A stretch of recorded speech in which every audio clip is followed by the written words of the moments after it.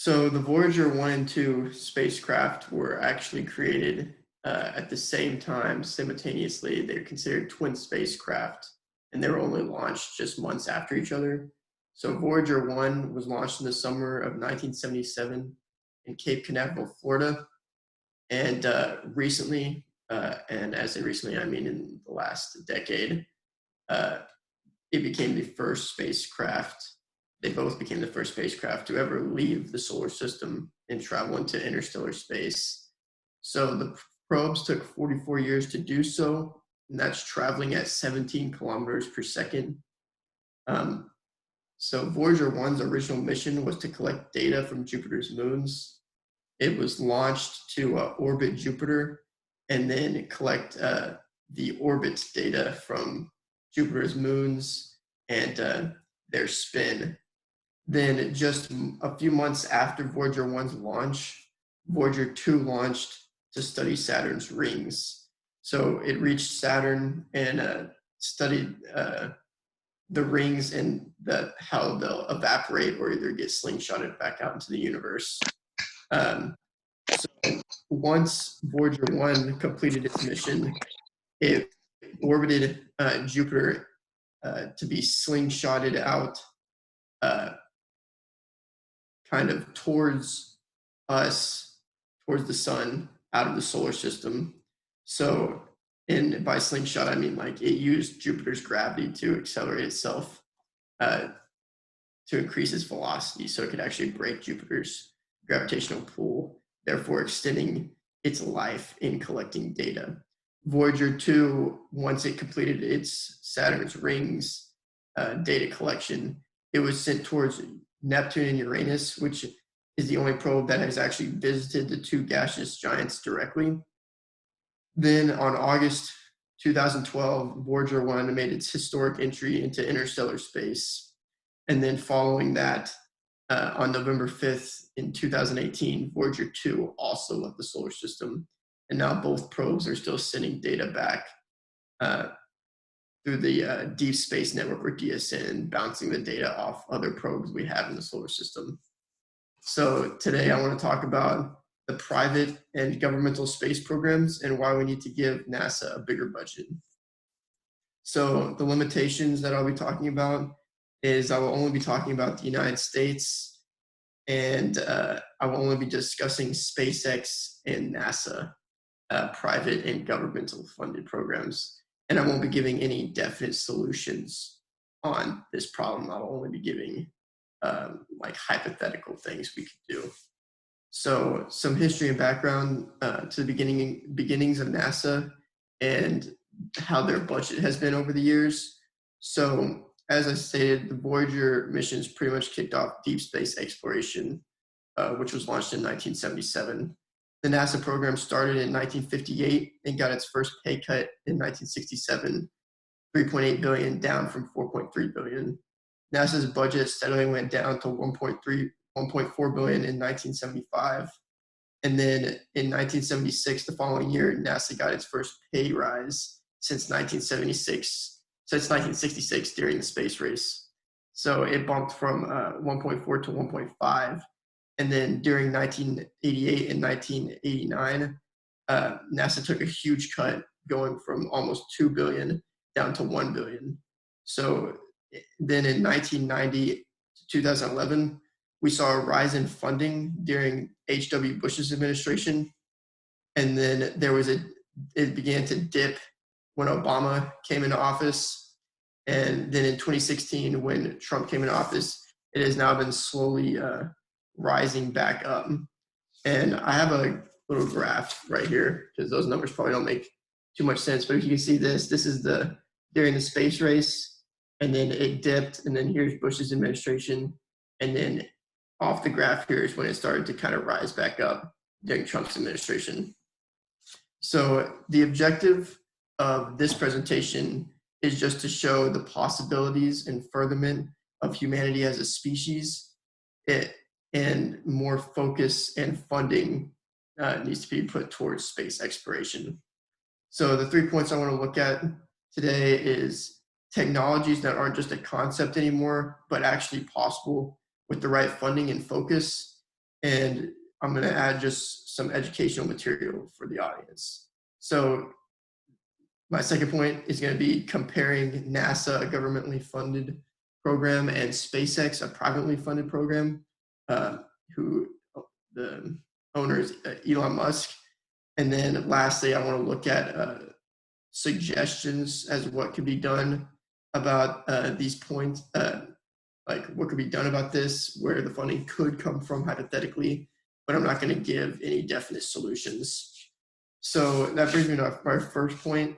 So 3 breakthroughs that there is confirmed that they have already been planned. They just need the funding, etc.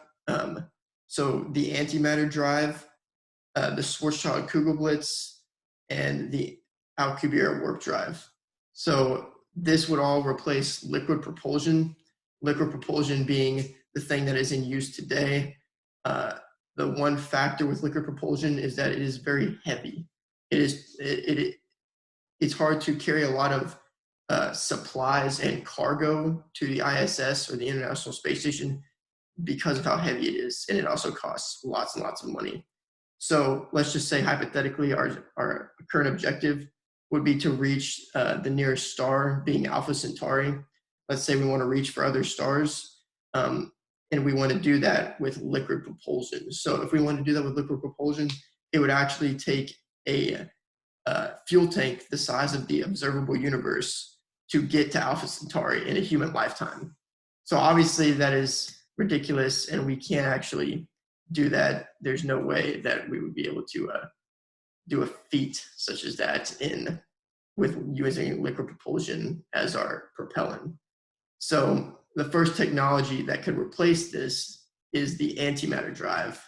So antimatter is being produced in small quantities, and it is just essentially the opposite of regular matter.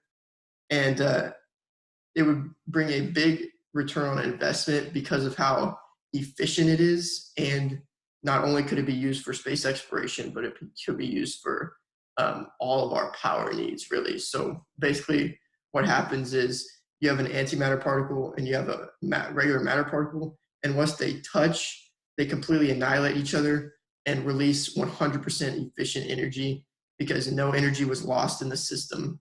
It annihilated themselves perfectly. And scientists have been creating antimatter, like I said, in small quantities, and they're able to hold them in an electromagnetic field because if they touch as real matter, it will annihilate itself. So they can't obviously hold it in a normal container like you would with, say, liquid propulsion.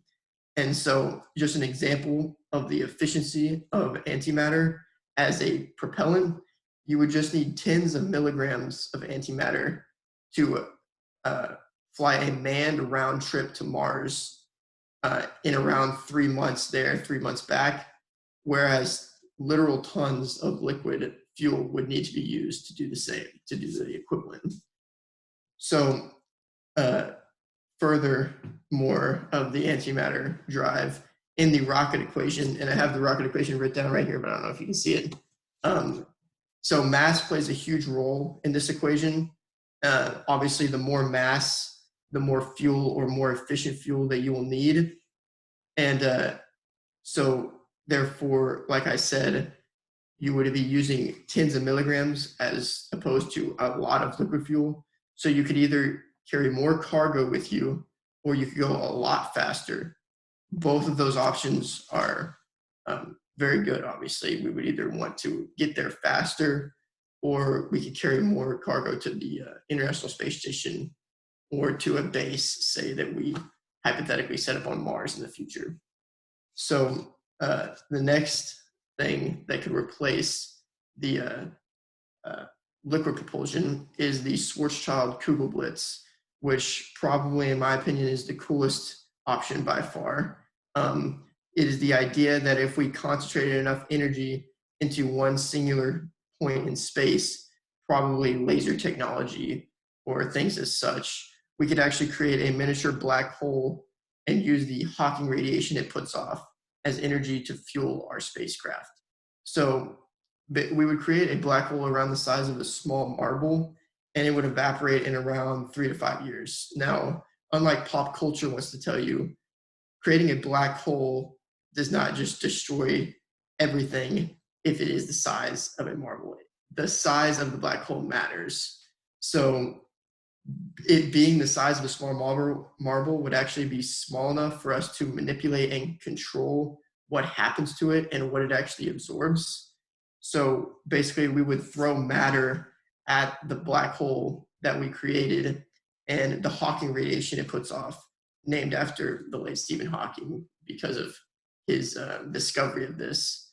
That Hawking radiation we could actually collect in a generator that has already been like mathematically proven, and like there are plans for this on the internet and papers written about it. A generator that would actually like absorb that radiation, and then we could use as propellant, because in the vacuum of space, you essentially could shoot a laser, like a big laser at the back of your ship, and that would be enough to actually propel you forward and eventually reach near light speed travel, which would be able to obviously get us to our destination very quickly, which would be good for the private and NASA sector, because it can be used for transporting just civilians, not only payloads of cargo. So the last thing that could actually replace liquid propulsion is the Alcubierre warp drive. Now, this could actually theoretically reach faster than light travel without breaking any laws of physics. So proposed by Mexican theoretical physicist Miguel Alcubierre, he actually named it the warp drive because of his love for Star Trek, and he just thought the warp drive sounded cool. So the idea of this design is that you would actually release a lot of energy out from the spacecraft very quickly, and much like gravity bends space-time, we would actually be able to artificially bend space-time. So like space bends light around planets, or say a black hole puts off enough energy to not let light escape. We wouldn't be doing it on that scale, but we could put enough energy around our ship to actually bend space, stretch it behind us, and create a valley in front of us. And then the ship being in the middle of that bubble, we would ride space-time like a wave through space. And since we're in that bubble, we ourselves aren't going faster than light. We're technically stationary to the observers. To outside observers, we are moving, but to our own observation, we are not moving at all because of Einstein's theory of relativity. So because space is moving, we're not actually breaking laws of physics if we go faster than light, because space can move faster than light. Just things with matter cannot. So some refutations to funding these such designs is they're not worth exploring because they are, I guess, technically unfinished ideas. There are either too many variables, and we are not to concern ourselves with at the present because we are not faced with any like extinction level event that we would need to actually leave the earth in such a way. And I would say that the only reason that they haven't solved some of these problems, like the holding problem of antimatter, or creating enough energy in one singular point to create a black hole, is because of the lack of focus and funding of these ideas. I think if you gave scientists more funding, they would obviously probably have more incentive to actually look further into these ideas. And I think that as a species and as the United States, we need to progress, and like America needs to be out front of the technological race, I think. So my second point being comparing and contrasting NASA, a governmentally funded program, to SpaceX, a privately funded program. I think Elon Musk's SpaceX is obviously leading the private sector in space programs. SpaceX's budget is practically the same as NASA. At the moment, obviously NASA was like $4 billion when space race was going on towards the moon back in the 60s. But as of right now, SpaceX and NASA have around the same budget. And I think America, so what I'm going to get to in my next point, what I'll mention here, is I think that America should move things that we see as like stupid uses of our tax dollars towards the NASA budget.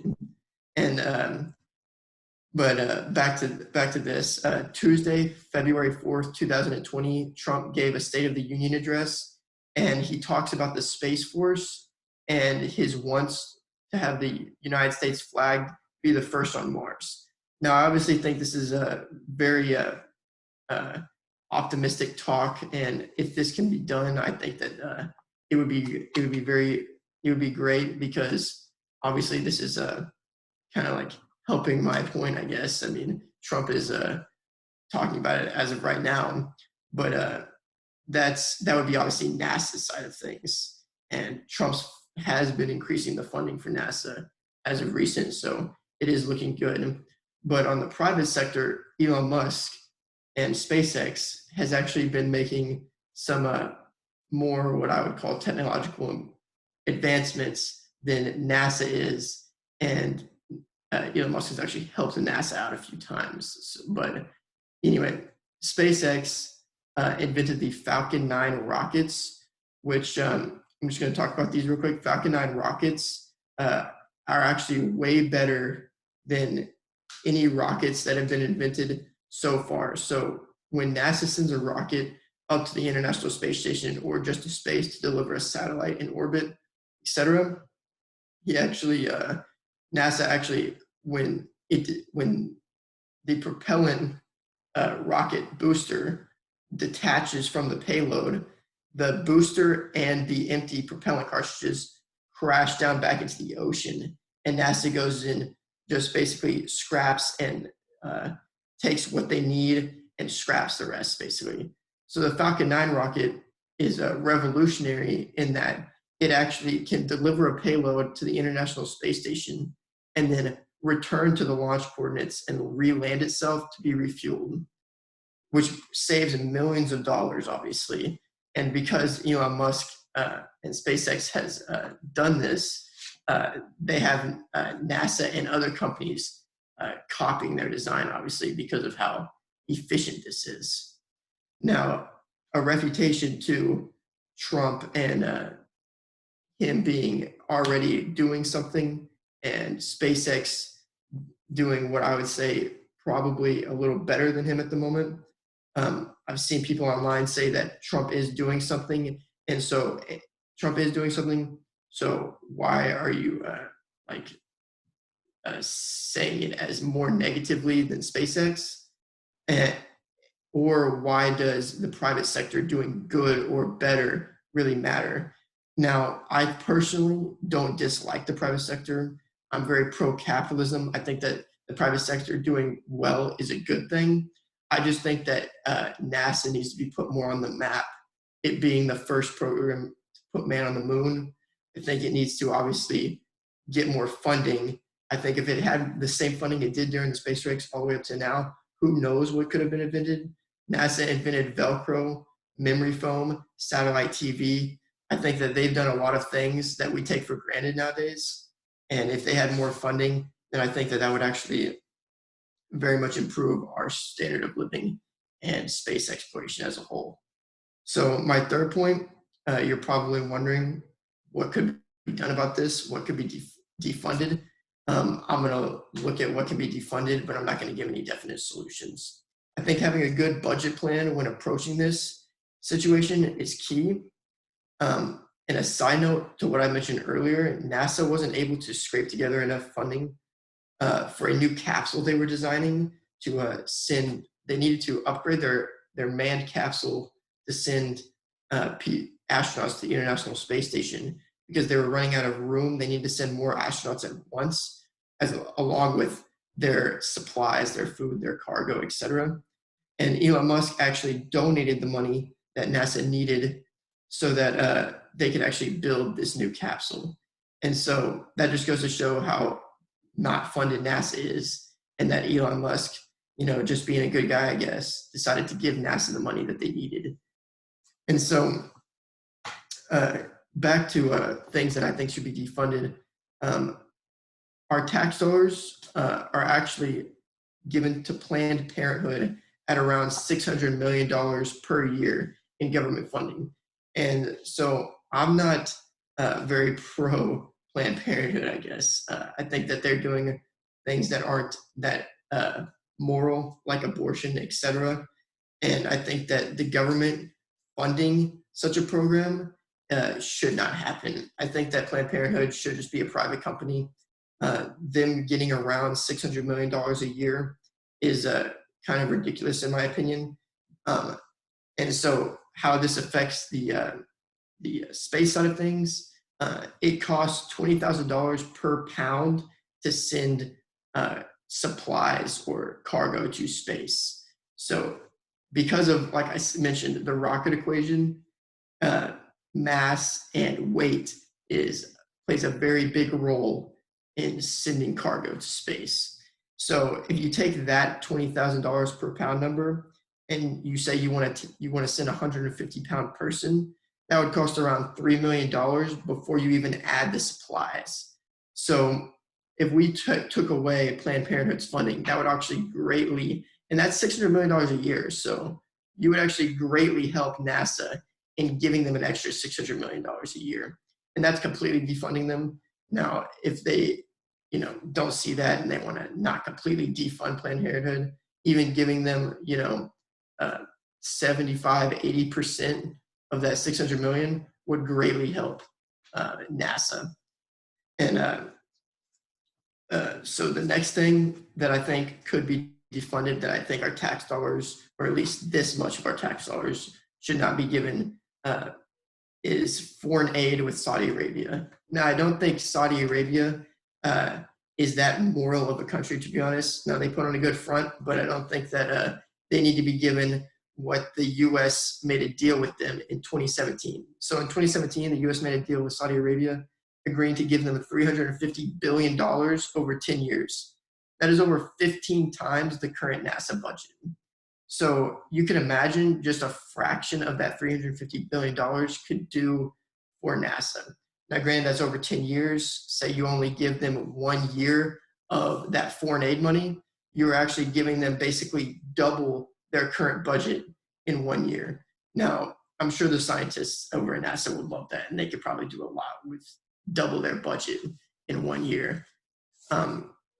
So a refutation to the argument that about our tax dollars, I have seen the left and other parts of the political spectrum talk about how all our tax dollars are used pretty much effectively, and that you should just trust the government. And I completely gonna have to disagree with that outlook on the government. I don't trust the government necessarily in how they can be trusted in using our tax dollars effectively. Like, they're not always looking out for our best interest, obviously. The taxpayer, they're looking out for their own agenda. And I think that the two things, Planned Parenthood and foreign aid for Saudi Arabia, and how ridiculously that they're funded, I think that's just proof of that, on how basically they don't look out for our best interest at all. And so I'd like to leave you with a quote from, I don't know where my piece of paper went, but it was a quote from John F. Kennedy. I had no idea where my piece of paper went. Oh, I'm sorry. So John F. Kennedy, the exploration of space will go ahead whether we join in it or not. And it was one of the great adventures of all time. And no nation which expects to be the leader of other nations can expect to stay behind in the race for space. Thank you.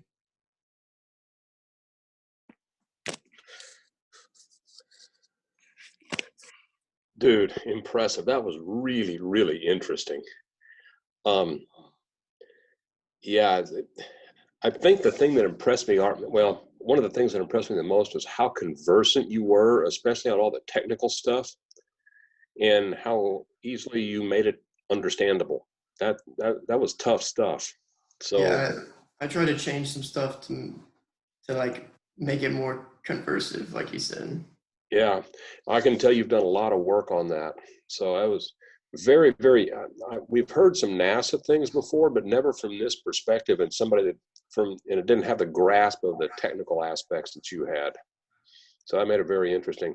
I guess my question is, so do you think we're ever going to get there? Because it appears to me that this whole NASA thing is completely dependent upon who's in office as to how much of a priority they are. Yes, I do think it's dependent on who's in office.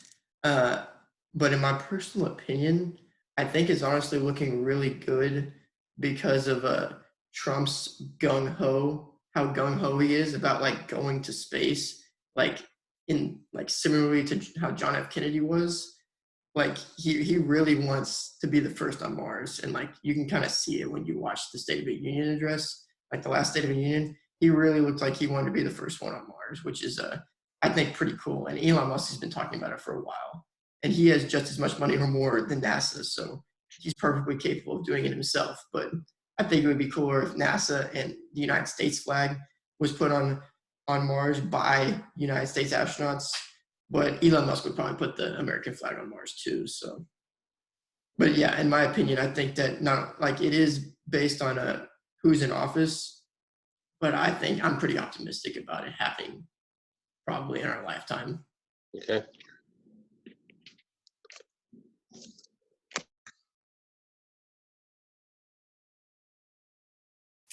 So, Joel, do you just happen to know offhand if Elon Musk? I know he came to Canada when he was 17, and then he moved on into into the United States. Um, does he have American citizenship?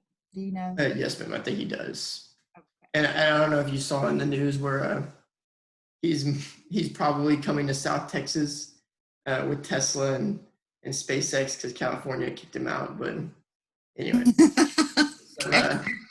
that's just some. I don't know. Okay. Something interesting. Yes. Well, thank you. I really am impressed with the flow of your presentation today, Joel. You did an outstanding job. You're welcome. Hey, Joel. You did a great job, man. This is really interesting. Like Mr. Lawrence said, I was amazed at all the information that you had and everything like that. I have a couple questions. One, is NASA doing anything with this technology that you mentioned, or are they just kind of waiting for the private sector or universities or whatever to move forward on it? Do you know, are they doing anything with this stuff that you mentioned? Other than experimentation, because of funding, I don't know if they're doing much more than that. I did see a quote when I was looking for quotes. Buzz Aldrin actually said that NASA is going the direction of the private sector does all the work and the trickle down effects affect NASA and how they create technology. And I'm not going to disagree with that fact, but I think that yes, they are doing something about it, but it's not at the scale that it should be, probably because of like those points of like lack of funding and Yeah. Well, it makes sense that the private sector may have more capability and entrepreneurial motives to do that. Second question: do you think we should go to Mars just so that we can be the first on Mars, or do you think there's actually some benefits along the way that will benefit our culture, our society, human race in the process of getting there? Or should we just go to Mars because it's there and we want to put a flag on it? I definitely think that being there first is just a byproduct of other things we could do there, and it's kind of a win-win. We get there first, NASA kind of holds up to the being first name, but I think there's been like big iron deposits found on Mars. Like we could mine Mars for resources, and along with asteroids, if we were really if we made these spacecraft that could be really efficient in space and like would not really have to come back to Earth to refuel, then we could essentially mine resources out of space and send payloads back to Earth. Maybe also help with like overpopulation problems in parts of the world where, you know, if there was a colony on Mars and you wanted a fresh start in your life, so to speak, you know, the private sector could, like, you know, send you like a vacation, you know, like it's Total Recall or something. But I mean, I think that there's a lot of possibilities for, you know, leaving Earth and just exploring our solar system. Cool. I know a couple of people I'd like to send to Mars, like Nancy Pelosi or something like that. But anyway. Yeah, you know, they can start their own government there. Excellent job, Joel. I really enjoyed your presentation. You did a great job. Thank you. Thank you.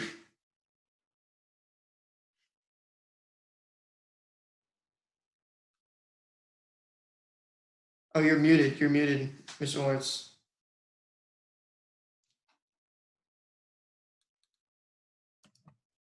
Hey, Don, you're muted. We can't hear anything you're saying.